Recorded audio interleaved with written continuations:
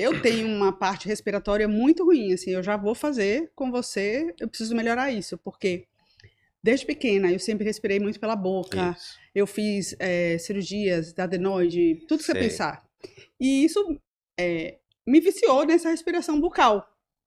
Isso é muito ruim, porque Muito. eu termino, talvez, cansando mais, né? Eu Isso. não tenho essa consciência, mas provavelmente eu me sinto, principalmente agora, né? Que eu já Uhum. tô na 50 a mais. Uhum. E aí eu sinto a questão dos hormônios também que vão Uhum. mudando e me sinto mais cansada. Uhum. Então, fala como é que a gente, de exemplo, e como é que a gente pode procurar melhorar esses sintomas, assim.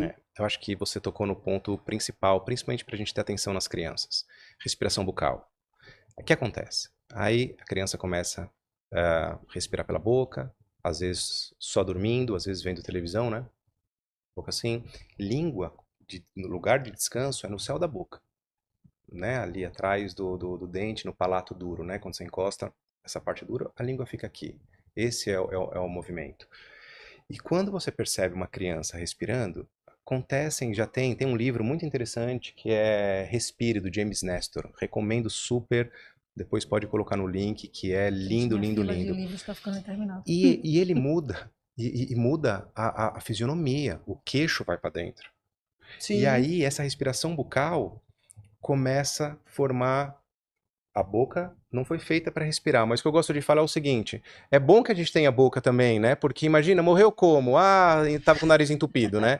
É bom que a gente tenha, mas não é pra gente usar a boca para respirar. Até o esporte, quando solta pela boca, não é para soltar pela boca. Você pode soltar quando você tá numa atividade muito intensa e depois voltar pelo nariz, mas tem vários esportistas, é só pesquisar, treinando com a boca tapada, porque a gente tem que regular a respiração nasal. Acho que todo mundo aqui que ouvir esse podcast, se guardar isso já vale a pena. E aí olha o que acontece. Aí a boca se transforma num tubo, esse palato duro aqui entorta, desvio de septo, Uhum. toda a respiração bucal também tem toda a questão inflamatória, e vários pontos aqui que vai ter adenoide, carne esponjosa e tal, aí vai lá e opera. Só que ninguém ensina você a respirar certo e volta, né? E aí você, ai, que bom que respirar, só que aí você não aprendeu a respirar pelo nariz. Então você perguntou, e aí, de cases, né, que a gente tem? Eu gosto muito de trabalhar essa parte, esse pilar que eu disse emocional, porque você percebe que essa pessoa acaba tendo uma ferramenta. Mas eu já atendi pessoas que maratonista, por exemplo. E aí fala assim, cara, eu respirava, soltava pela boca, sempre aprendi isso, inspira pelo nariz, solta pela boca. E aí você fala, não, não solta pela boca, por que não solta pela boca? Porque você vai soltar muito CO2.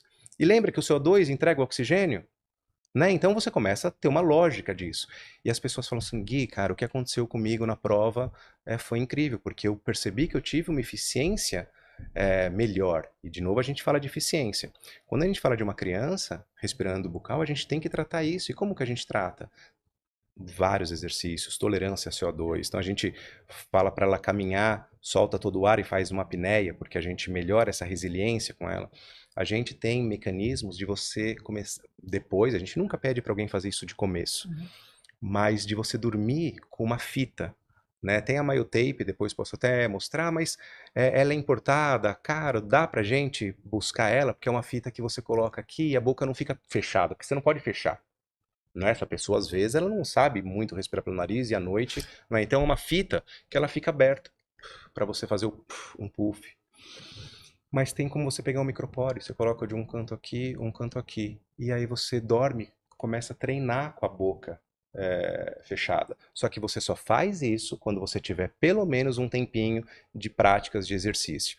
Então, acho que tem esses pilares, sabe? Tem pessoas que falam assim, Gui, cara, conseguir controlar uma crise, como esse caso, que foi ontem até um feedback dessa menina no metrô. Esse outro jovem tinha 19, 20 anos, tinha trancado a faculdade, já estava trocando a noite pelo dia. Estava naquela fase de uma depressão mesmo ali.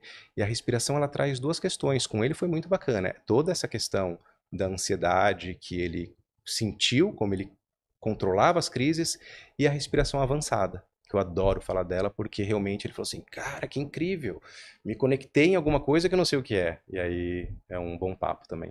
Eu ri aqui porque Gente, meu pai ronca muito, mas ele ronca tipo uma É, sinfonia, que aquela ronca que é sei. uma canção. Juro, ele ia subir, é um negócio de louco. Hum. Aí, de vez em quando a gente joga ele para outro quarto e tal, e ele teve uma época que ele não, minha mãe não aguentava mais, ele colocou o tal do esparadrapo na boca, mas não adiantou, né? Ele colocou sem, né? Tinha um espaço que ele tinha que respirar, fez de tudo, mas ele fez esse trabalho também. E outra lembrança que eu tive também, que no grupo de corrida que eu já fiz, há muito tempo atrás, eles trabalhavam muito, eu respirava muito pela boca. E é muito difícil quando você está acostumado a respirar pela boca, correr, porque primeiro que você corre menos, né? Você não Sim, tem o mesmo fôlego e o trabalho para você respirar pelo nariz parece que você está sufocando no início, porque é você isso. respira errado, É isso. pela boca. É É isso. incrível. Mas por isso que a gente reforça que a tolerância a CO2.